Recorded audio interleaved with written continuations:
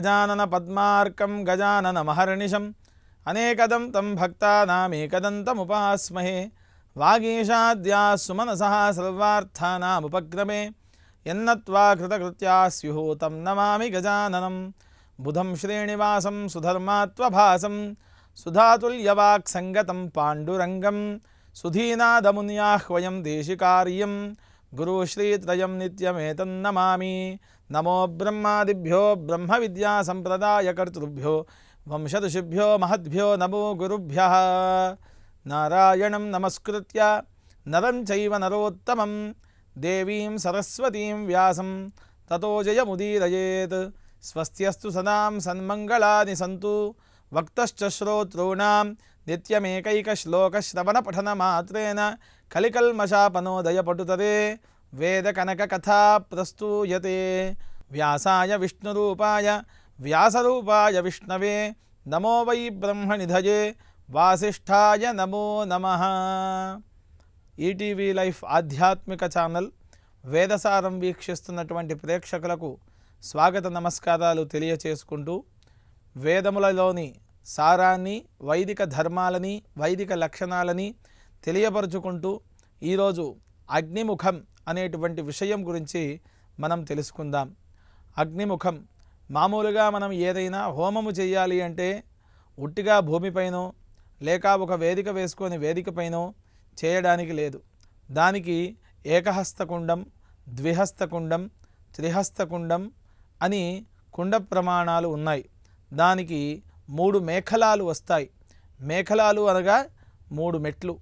ఆ మెట్లకు సంబంధించినటువంటి ఆవాహన, కంఠమునకు సంబంధించినటువంటి ఆవాహన, ఆజ్యస్థాళి పెట్టుకునేటువంటి పాత్రా సాధనలో భాగముగా చేసేటువంటి లక్షణం గురించి మనం తెలుసుకుందాం.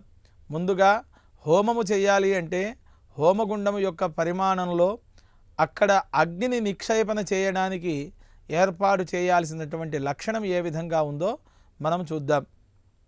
ఎత్ర ఆగ్నిస్థాప్యతే తత్ర శ్వేతతండులచూర్ణేన ప్రాదేశమాత్రం చతురశ్రమం స్థండిలం కల్పయిత్వా.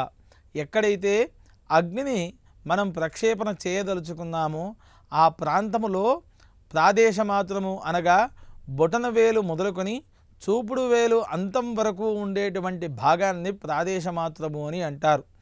ఆ ప్రాదేశమాత్రాన్ని పూర్తిగా తెలుపు రంగు చూర్ణము అనగా బియ్యపు పిండితో 4 మూలలుగా సమానముగా వచ్చేటువంటి విధానముగా అక్కడ మనం ఆ పిండిని, ఆ చూర్ణమును వేయాలి.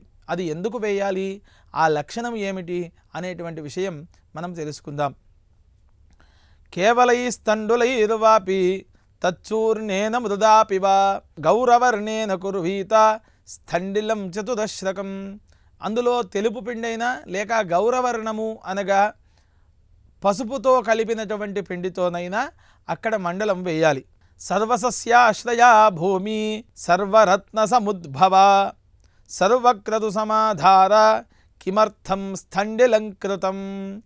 కపర్ది అనేటువంటి ఋషి అడుగుతూ ఉన్నాడు. ఏమని అంటే కిమర్థం స్థండిలం కృతం. ఈ స్థండిలాన్ని మీరు ఏదైతే వేస్తున్నారో శ్వేతతండులం చూర్ణము లేక గౌరవర్ణముతో ఉండేటువంటి స్థండిలాన్ని వేస్తున్నారు కదా, అది ఎందుకని వేస్తున్నారు? ఈ హోమానికి సర్వసస్యాశ్రయా భూమి, అన్నింటికీ ఆశ్రయం కల్పించేటువంటిది ఈ భూమి. ఈ భూమిపైన మీరు ఈ విధముగా ఎందుకు చేస్తూ ఉన్నారు అని కపర్ది అనేటువంటి ఋషి కారికలలో భాగముగా అక్కడ ప్రశ్న వేసినాడు. దానికి గాను ఈ విధముగా చెబుతూ ఉన్నాడు.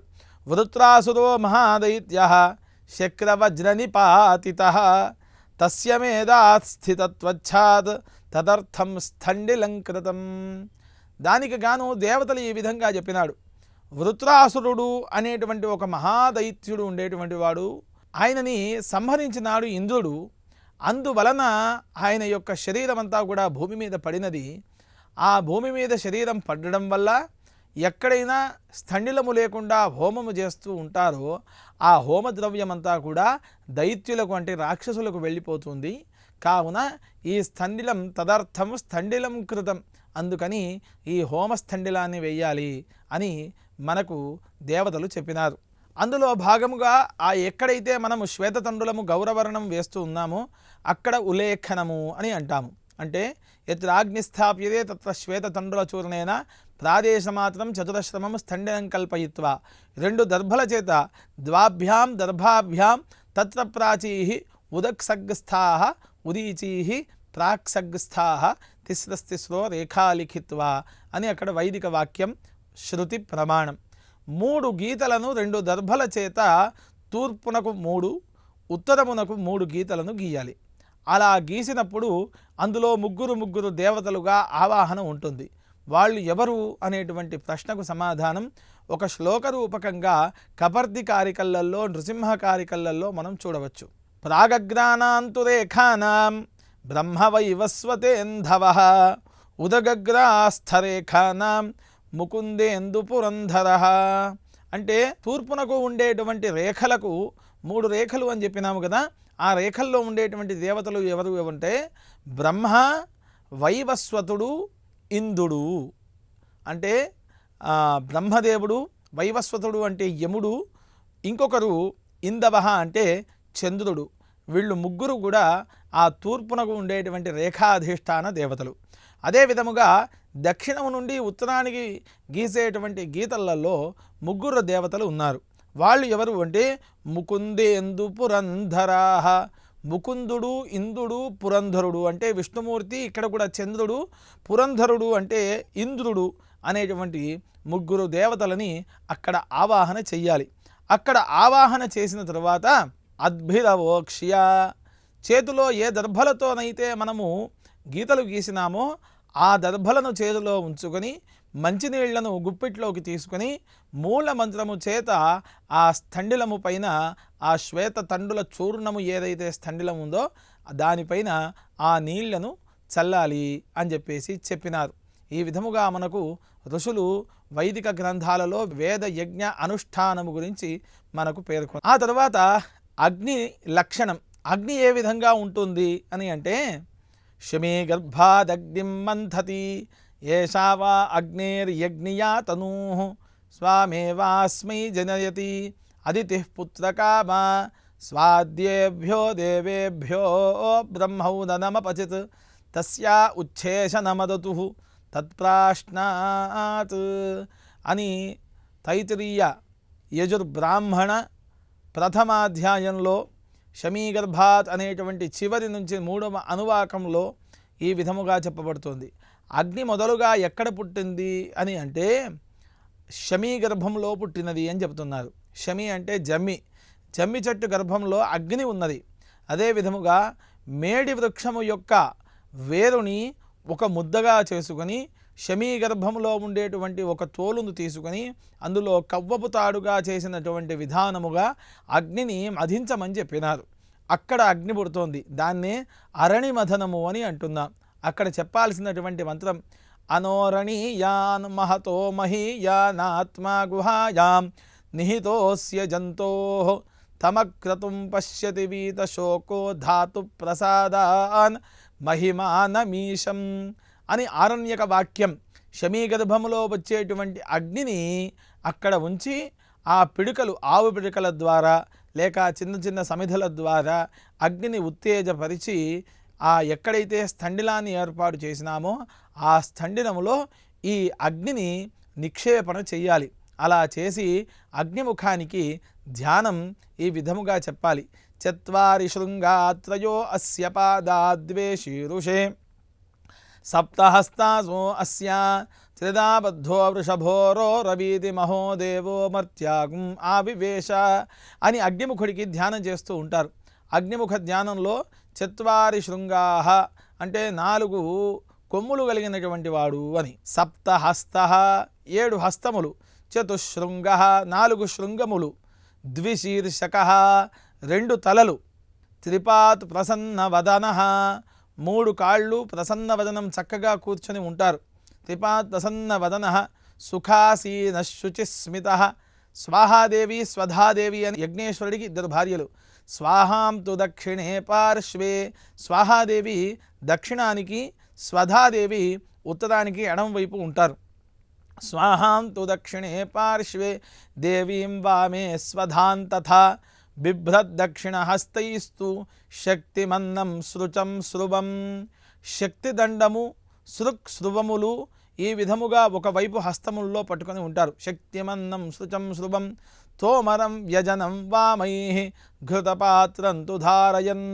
ఘృతపాత్ర, తోమరము, వ్యజనము అంటే విసనకర్ర ఇంకొక భాగంలో పట్టుకొని ఉంటారు. తోమరం వ్యజనం వామై ఘృతపాత్రంతు ధారయన్. మేషారూఢం, యజ్ఞేశ్వరుడికి మేక వాహనం. జటాబద్ధం గౌరవర్ణం మహౌజసం, పసుపు రంగులో వెలుగుతూ తేజస్సుతో మనకు కనిపిస్తూ ఉంటారు యజ్ఞేశ్వరుడు. గౌరవర్ణం మహౌజసం.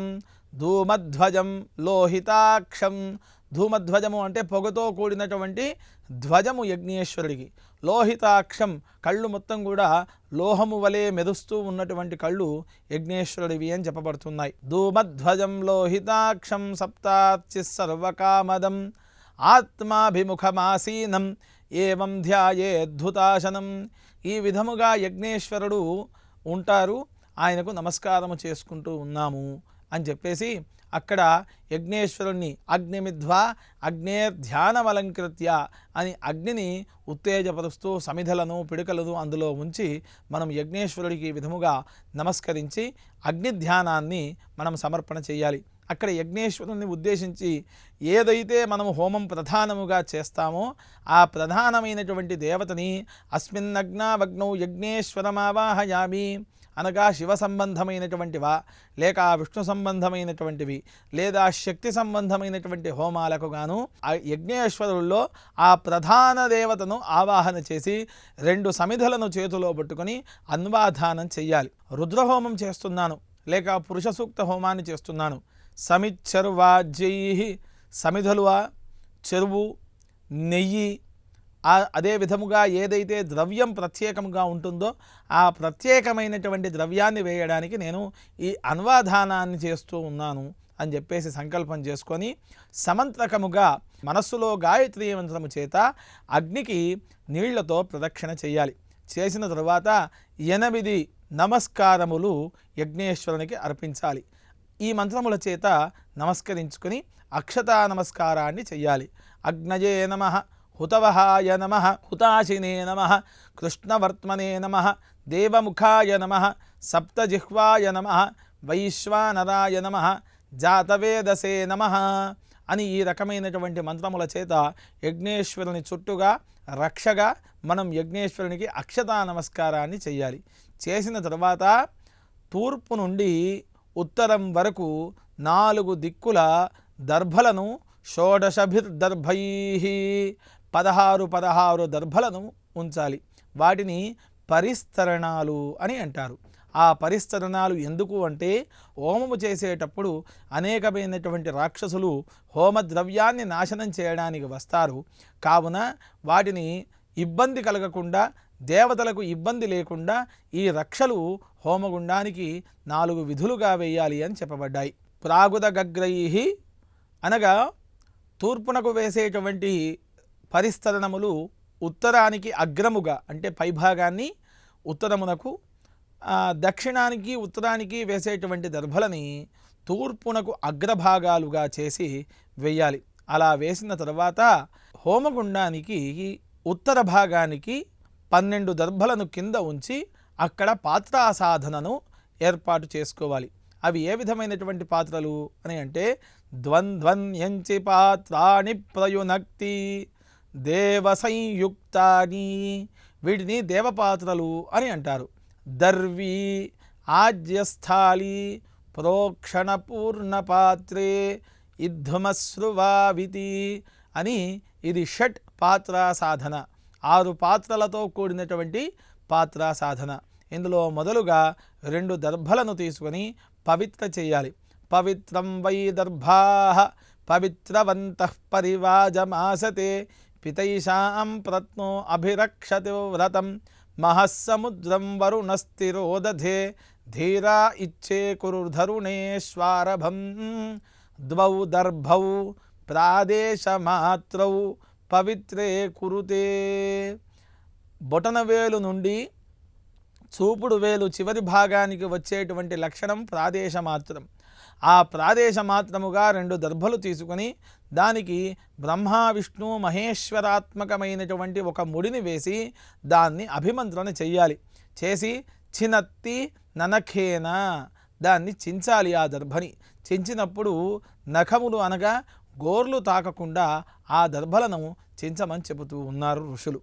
ఆ విధముగా షట్పాత్ర సాధన చేసుకున్న తర్వాత అందులో దర్భని ముడి వేసుకొని పవిత్రను పెట్టుకొని ఆ పవిత్ర ద్వారా మొదలుగా బోర్లించి ఉన్నటువంటి ఒక పాత్రను ప్రోక్షణ పాత్ర అనేటువంటి పేరుతో తీసుకోవాలి. తీసుకున్నటువంటి ప్రోక్షణ పాత్రలో అక్షతై సహ ఆనీయ అక్షంతలు నీళ్లు విడిచిపెట్టి ఉత్తరమునకు ఉండేట్టుగా అగ్రములను పెట్టుకొని అంగుష్ఠోపకనిష్ఠికాభ్యాం ఉత్తానాభ్యాం. అంగుష్ఠ ఉపకనిష్ఠికము అంటే ఉంగరపు వేలు. ఈ ఉంగరపు వేలును బొటన వేలును ఒక దగ్గరికి తీసుకొని మూలములను అగ్రములను ఒక దగ్గరగా పట్టుకొని ఆ పాత్రలో 3 సార్లు ఆ విధముగా ముడి ద్వారా తూర్పునకు నీళ్లు పడేట్టుగా అనాలి. దాన్ని ప్రోక్షణ పాత్ర సాధనము అని అంటారు. ఏవైతే నీళ్లను దర్భలతో తిప్పినామో ఆ నీళ్లను ఉత్తరమునకు ఉన్నటువంటి మిగిలిన పాత్రలపైన 3 సార్లు చల్లాలి. పవిత్రేణ త్రిప్రోక్ష్య ప్రోక్షణతో యశేషం దక్షిణతో నిధాయ.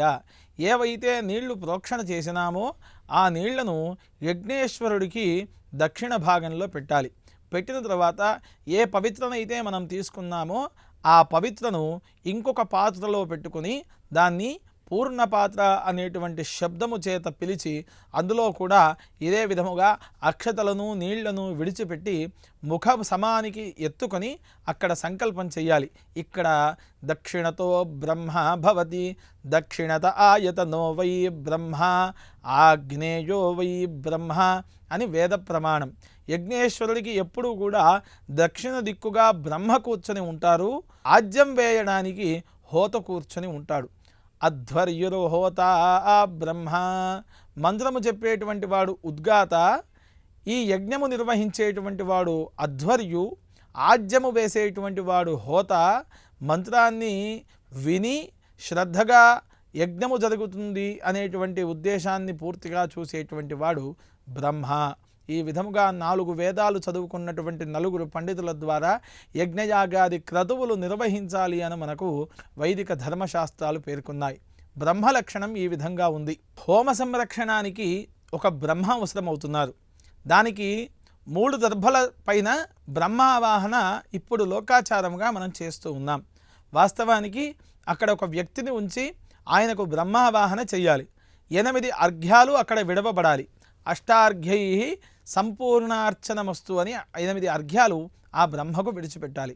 అందులో ఈ అగ్నికి సంబంధించినటువంటి బ్రహ్మను ఏ విధంగా ఉంచాలి అంటే హోమ సంరక్షణార్థాయ దోషాణమపి శాంతయే అగ్నేర్దక్షిణతో దేశే బ్రహ్మాణం చోపవేశయేత్ కులీనం వేద సంపన్నం ఆచారాగ్నిం తపస్వినం షట్కర్మనిరతం శాంతం దయాళుం చ జితేంద్రియం దక్షిణాం దిశిమాశ్రిత్య యమో మృత్యుశ్చ తిష్టతి తదీయ దోషహరణే సమర్థం శాంతచేతనం అర్ఘ్యన్యాయాచితం శుద్ధం అప్రతిగ్రహలోలుపం అసూయారహితం సభ్యం సదా సజ్జన సేవితం ఏవం లక్షణ సంపన్నం బ్రహ్మాణం వరయేత్సుదీః.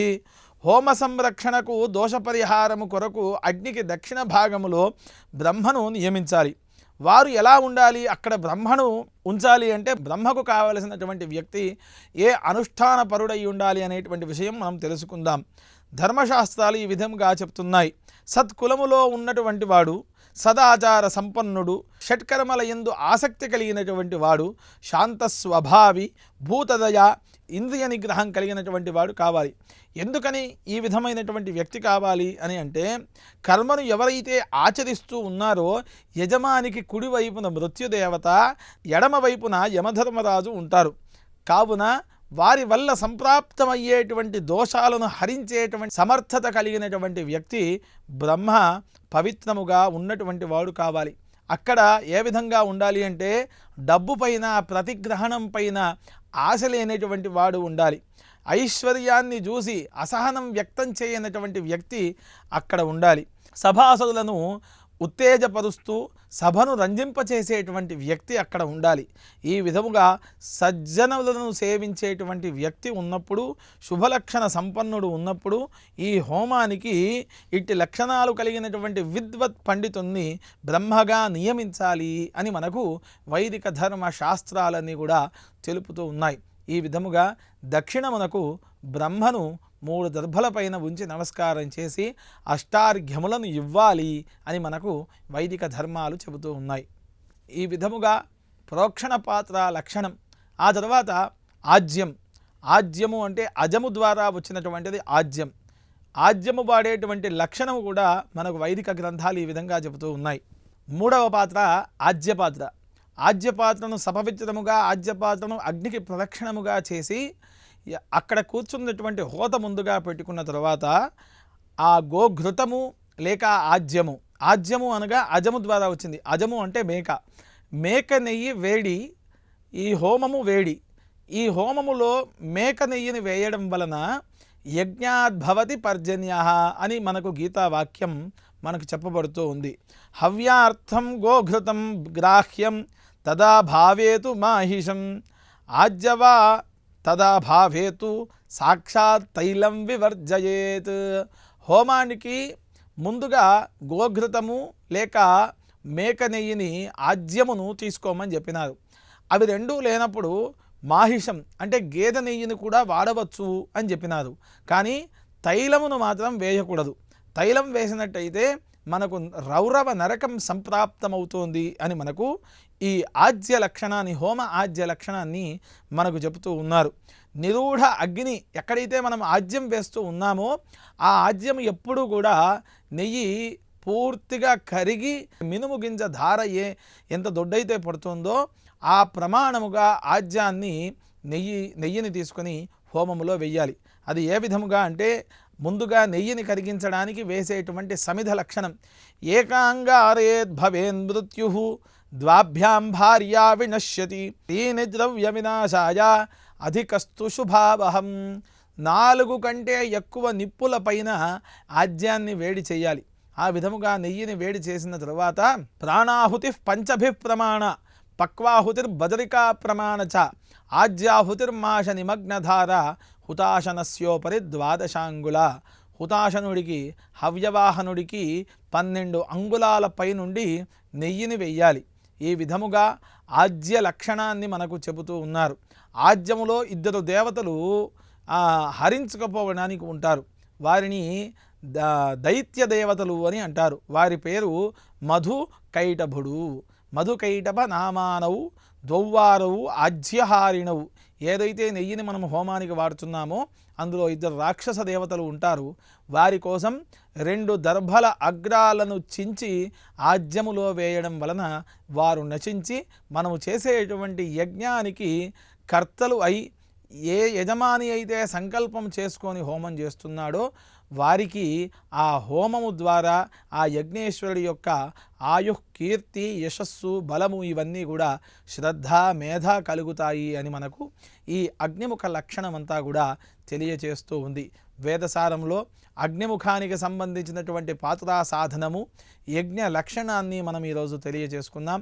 అదే విధముగా మరొక ధారావాహికలో హోమానికి సంబంధించినటువంటి హోమ యజ్ఞేశ్వరుడికి ఉండేటువంటి పేర్లు, వాటి ద్వారా మనం చేసేటువంటి లక్షణాలకు సంబంధించినటువంటి యజ్ఞేశ్వరుని ద్వారా దేవతలకు సంప్రాప్తమయ్యేటువంటి హవిస్సును ఏ విధంగా అందించాలో మనం తెలుసుకుందాం.